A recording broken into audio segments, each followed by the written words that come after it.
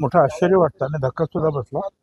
कारण कर्डिले हे खरं म्हणजे एक चांगले पैलवानच होते आणि माझ्याबरोबर ते विधान सभेत आणि विशेषतः मंत्रिमंडळात सुद्धा होते, राज्यमंत्री. त्यामुळे त्यांचं हे निधन जे आहे हे अतिशय अपेक्षित अनपेक्षित आहे आणि कोणी विश्वास सुद्धा ठेवणार नाही. आता नेत्याच्या मनात काय असतं आपल्याला काय सांगता येत नाही. मी त्यांना माझ्यातर्फे पक्षातर्फे आदरांजली अर्पण करतो आणि परमेश्वर त्यांच्या आत्म्यात शांती देव प्रार्थना. आज ओबीसी मेळावा घेत आहे आपण बीडमध्ये. आज पुन्हा एकदा अधिकार आपल्याला बघायला मिळाला. हो, आता ज्या काही घटना ज्या आहे मागच्या सप्टेंबर सुरुवातीपासून झालेल्या आहेत आणि त्यामुळे संपूर्ण ओबीसीची भावना झालेली आहे राज्यामध्ये की ओबीसीचं आरक्षण संपुष्टात येत आहे.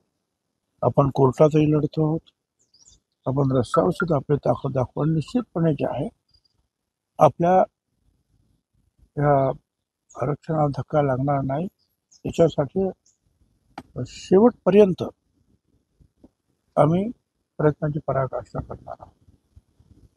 आणि त्याचाच एक भाग म्हणून आज बीडमध्ये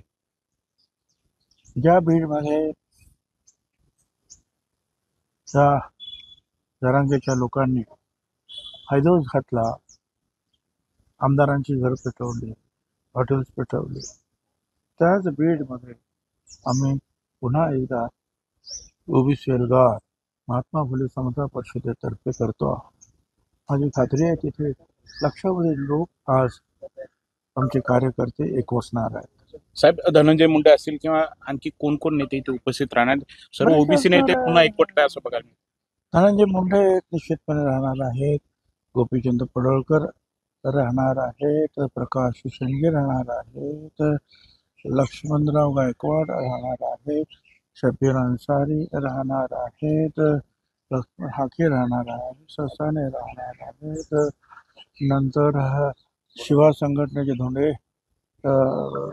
राहणार आहेत, आणखीन अशा अनेक वेगळ्या संघटना, कुणबी सेनेचे प्रमुख येणार आहेत, आगरी सेनेचे प्रमुख येणार आहेत आणि संपूर्ण सगळ्या वेगवेगळ्या समाजाचे जे आहेत 374 जाती आहेत, अशा अनेक समाजाचे जे आहेत प्रतिनिधी आहेत, नेते आहेत, आज आपल्याला एकत्रित पाहायला मिळते. आजच्या या सभेला मराठा बांधवांनी विरोध केलेला आहे, अनेकांना नोटीस देखील बजावण्यात आलेली आहेत. आज ते आंदोलन देखील बीडमध्ये करणार आहेत. जरांगेंचे समर्थक आहेत सर्व. भुजबळांना बीडमध्ये पाय ठेवू देणार नाही, ठरवलं तर महाराष्ट्रात कुठेही पाय ठेवू देणार नाही, अशा पद्धतीची भाषा वापरली. ह्या लोकांना अजून छगन भुजबळांचा इतिहास माहिती नाही. शिवसेनेत असताना अनेक गोष्टी घडल्या, शिवसेना सोडल्यानंतर अनेक गोष्टी घडल्या,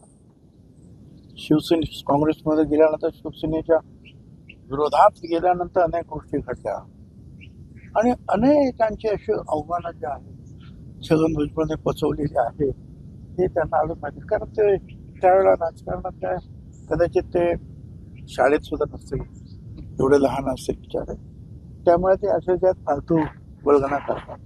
आजचा बीडमध्ये होणारा मोर्चा हा अजितदादा राष्ट्रवादी पुरस्कृत असल्याची टीका जरांगेंनी केली. अजितदादांना बीडमध्ये मतदान नको अशा हे बघा, हा मोर्चा कुठच्याही पक्षाचा पुरस्कृत नाही, तो राष्ट्रवादीचा नाही, तो बीजेपीचा नाही, तो कुठल्याही शिवसेनेचा नाही, काँग्रेसचा नाही.